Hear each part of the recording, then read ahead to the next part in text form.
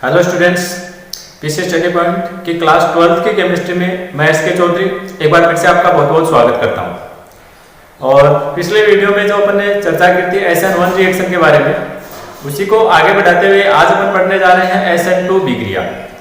यानी SN1 reaction जो पहली प्रकार की विक्रिया आपने पढ़ ली थी, उसके जस्ट आगे जो दूसरे प्रकार की रिएक्शन है SN2 रिएक्शन। आज के वीडियो में अपन इसके बारे में चर्चा करेंगे। तो चलिए फ्रेंड्स, शुरू करते हैं आज का वीडियो। जैसा कि अपन ने पढ़ा था कि जो SN1 रिएक्शन है ये दो पदों में यानी दो स्टेप में पूरी हुई थी। ठीक वहीं पर जो SN1 के बाद में जो SN2 रिएक्शन है ये केवल एक ही पद में पूरी होती है। सबसे इंपॉर्टेंट चीज, जो दो पदों में हो रही थी वो अब केवल एक पद में होगी, यानी अभिक्रिया केवल एक पद में संपन्न। देखिए किस प्रकार से होती है।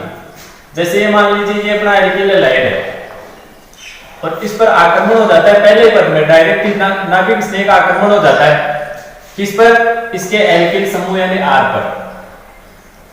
और उसके बाद में क्या होता है, जो एल्किल समूह पर नाभिक स्नेह जुड़ा हुआ एलोजन जुड़ा हुआ RX, ये वाला जो बॉन्ड है ये धीरे धीरे ब्रेक होना यानी टूटना स्टार्ट कर देता है। और जो नाभिक स्नेह ही है इसका बॉन्ड धीरे धीरे बनना स्टार्ट हो जाता है।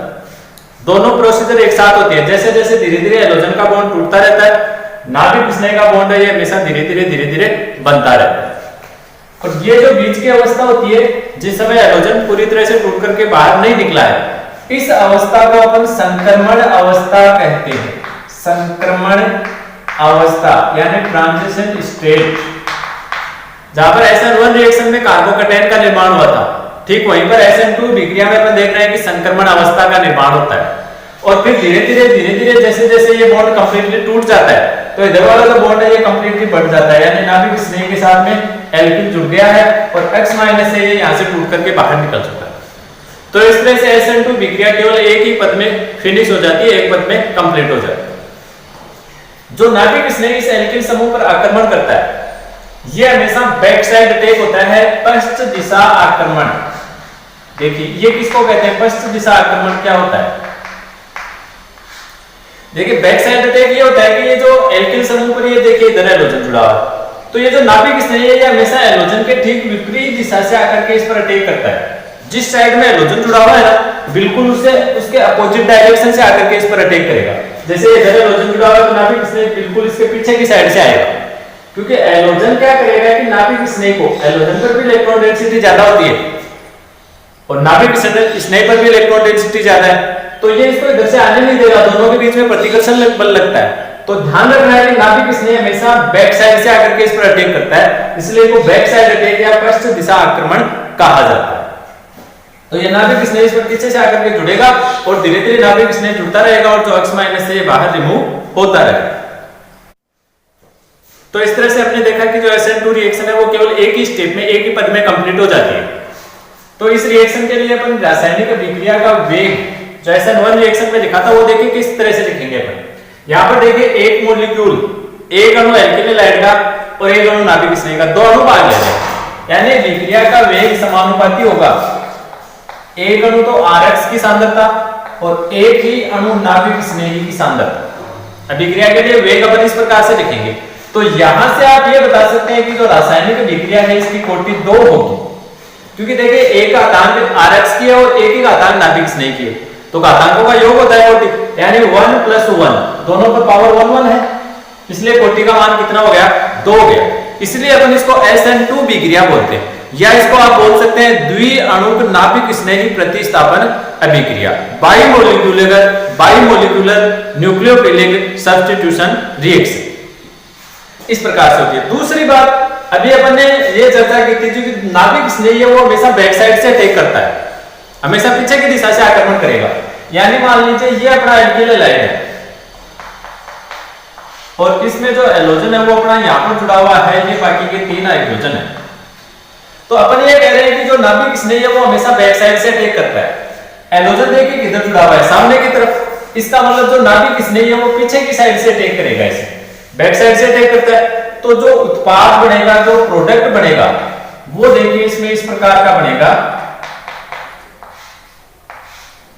एलोजन अगर यहां पर जुड़ा हुआ है तो जो नाभिक स्नेह का आक्रमण है वो इस साइड से होगा, पीछे की साइड से, यानी नाभिक स्नेह ही यहां पर आकर के जुड़ेगा और हाइड्रोजन इधर आ जाएगा।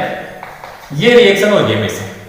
तो जहां पर अपने SN1 अभिक्रिया में देखा था कि 50% धारण हुआ था, 50% प्रतिलोमन हुआ था, तो यहां पर कुछ इस तरह का नहीं होता है। यहां पर कंप्लीट पूरा 100% बैक साइड अटैक होता है, पीछे से ही आकर के जुड़ता है नाभिक स्नेह में। जबकि SN1 रिएक्शन में अपने देखा था 50% सामने से और 50% पीछे से। SN2 में कंप्लीट 100% पीछे से जुड़ता है। तो जो विन्यास है उसका पूरा 100% प्रतिलोमन होता है। जहां SN1 अभिक्रिया में 50-50% हुआ था धारण और प्रतिलोमन, वहीं यहां पर कंप्लीटली 100% क्या होता है, केवल प्रतिलोमन होता है। वाल्डन प्रतिलोमन ही होता है, केवल 100%। ये चीज आपको ध्यान में रखना है। SN1 रिएक्शन और SN2 रिएक्शन में ये डिफरेंट है, यहां पर केवल 100% प्रतिलोमन होता है। इसके बाद में अपन बात करते हैं इसकी क्रियाशीलता की। जैसे SN1 अभिक्रिया में अपन ने देखा था कि तृतीय की रिएक्शन सबसे फास्ट हो रही थी, फिर द्वितीय, फिर प्राथमिक, इनकी क्रियाशीलता का क्रम ये था। ठीक वैसे ही SN2 अभिक्रिया में क्रियाशीलता का जो क्रम होता है वो क्या होगा और ये किस पर डिपेंड करेगा। तो देखते हैं SN2 अभिक्रिया में एल्किल हैलाइड की जो क्रियाशीलता होती है वो किस प्रकार से निर्धारित होती है। तो यहाँ पर देखिए SN2 अभिक्रिया में जो क्रियाशीलता है वो किस प्रकार से होगी। SN2 की जो क्रियाशीलता है वो डिपेंड करती है त्रिविम बाधा पर। देखिए ये क्या होती है, जैसे ये मैंने प्राथमिक, द्वितीयक और तृतीयक तीनों एल्किल हैलाइडों के उदाहरण लिखे। अब अपन ये कहते हैं कि जो नाभिक स्नेही है वो आक्रमण करेगा पीछे की साइड से, यानी इस साइड से अटैक करेगा। तो बैक साइड से अटैक करने में नाभिक स्नेह को कोई प्रॉब्लम तो नहीं हो रही है, इसी बात पर इसकी क्रियाविधि निर्धारित होती है। तो देखिए जो प्राथमिक एल्किल हैलाइड होता है इसमें इस कार्बन पर आपको एक एल्किल समूह मिलेगा। द्वितीय एल्किल हैलाइड में यहां पर आपको दो एल्किल समूह मिलेंगे, ये द्वितीय हो गया। और तृतीय एल्किल हैलाइड में यहां पर अपने को कुल मिलाकर के 3 एल्किल समूह मिलते हैं। अब देखिए जो नाभिक स्नेह अटैक कर रहा है, प्राथमिक में अटैक होगा, द्वितीय में ये इधर से अटैक करेगा पीछे की तरफ से, और तृतीय में भी ये पीछे की तरफ से इधर से अटैक करने की कोशिश करेगा। तो आप स्पष्ट रूप से देख सकते हैं कि जो तृतीय है उसमें पीछे से अटैक करने के लिए बिल्कुल भी जगह नहीं है, आक्रमण के लिए बिल्कुल जगह भी नहीं बची है। नाभिक स्नेह अटैक करेगा कहां से, बिल्कुल से बंद है ये तो इधर से, यानी त्रिविम बाधा, उसके रास्ते में बाधाएं उत्पन्न हो रही है, उसी को अपन बोलते हैं त्रिविम बाधा। तो जो नाभिक स्नेह है उसमें त्रिविम बाधा उत्पन्न हो गई। तृतीय एल्किल हैलाइड में सबसे ज्यादा त्रिविम बाधाएं, यानी नाभिक स्नेह अटैक नहीं कर पाएगा। द्वितीय में बाधाएं कुछ कम है तो नाभिक स्नेह का अटैक हो सकता है आंशिक रूप से। प्राथमिक में जो बाधाएं हैं वो और भी कम है तो नाभिक स्नेह का अटैक है वो और भी ज्यादा फास्ट होगा, यानी प्राथमिक एल्किल हैलाइड है वो फास्ट रिएक्शन देगा, जबकि जो तृतीय एल्किल हैलाइड है वो सबसे स्लो रिएक्शन देगा। यानी क्रियाशीलता का जो क्रम है वो आप इस प्रकार से बता सकते हो कि मेथिल हैलाइड सबसे फास्ट रिएक्शन देगा, इसमें बिल्कुल भी बाधा नहीं है। प्राथमिक में थोड़ी सी बाधा होती है तो थोड़ी स्लो रिएक्शन होगी, द्वितीय में थोड़ी और बाधाएं हैं और स्लो होगी, तृतीय की सबसे ज्यादा स्लो। तो ये होता है SN2 रिएक्शन।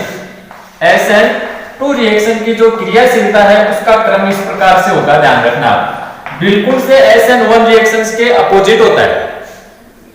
ये देखिए जैसे जैसे त्रिविम बाधाएं, ये त्रिविम बाधाएं बढ़ रही हैं और वैसे वैसे त्रिविम बाधा बढ़ने के साथ साथ क्रियाशीलता कम हो रही है। आप ये कह सकते हैं कि इधर SN1 अभिक्रिया की क्रियाशीलता बढ़ रही है, इस तरह से देख सकते हैं। ये SN1 रिएक्शन सबसे फास्ट देगा, जबकि प्राथमिक या मेथिल है ये कौन सी देते हैं, SN2 रिएक्शन फास्ट देगा। अर्थात अपन ये कह सकते हैं कि जो प्राथमिक एल्किल हैलाइड है ये हमेशा SN2 रिएक्शन देगा, जबकि जो तृतीय एल्किल हैलाइड है ये हमेशा SN1 रिएक्शन देगा, क्योंकि SN1 रिएक्शन इसकी फास्ट होती है और SN2 इसकी फास्ट होती है। और जो द्वितीय है ये दोनों दे सकता है, वो कंडीशन पर डिपेंड करेगा कि SN1 देगा या SN2 देगा, क्योंकि इसके लिए दोनों सेम ही है। ये न तो SN1 को फास्ट दे सकता है, न ही SN2 को फास्ट देता है, ये तो बीच में आता है, यानी ये दोनों प्रकार की रिएक्शन दे सकता है। लेकिन देगा कौन सी, वो फिर कंडीशन पर जो विलायक आपने ले रखा है उस पर ये डिपेंड करता है कि हम कौन से विलायक में इनकी रिएक्शन कंप्लीट करवा रहे हैं। तो ये हो गया SN2 रिएक्शन में त्रिविम बाधा, और त्रिविम बाधा के कारण इनकी क्रियाशीलता किस प्रकार से प्रभावित होती है। तो ये था दोस्तों अपना आज का वीडियो, जिसमें हमने SN2 रिएक्शन के बारे में कंप्लीटली चर्चा की है कि SN2 रिएक्शन किस प्रकार से कंप्लीट होती है। आज के वीडियो में बस इतना ही। नेक्स्ट वीडियो में मैं आपके लिए लेकर के आऊंगा SN अभिक्रियाओं के एग्जांपल्स, कि SN1 और SN2 दोनों के संयुक्त रूप से, यानी SN रिएक्शन के एग्जांपल लेंगे कि SN1 या SN2 इन रिएक्शन के जो उदाहरण होते हैं उनको कंप्लीट किस प्रकार से करते हैं, रिएक्शन को पूरा किस प्रकार से करवाया जाता है, इसके बारे में अपन नेक्स्ट वीडियो में चर्चा करेंगे। तो आज के वीडियो में बस इतना ही, मुझे दीजिए यहीं पर अलविदा। जय हिंद, जय भारत।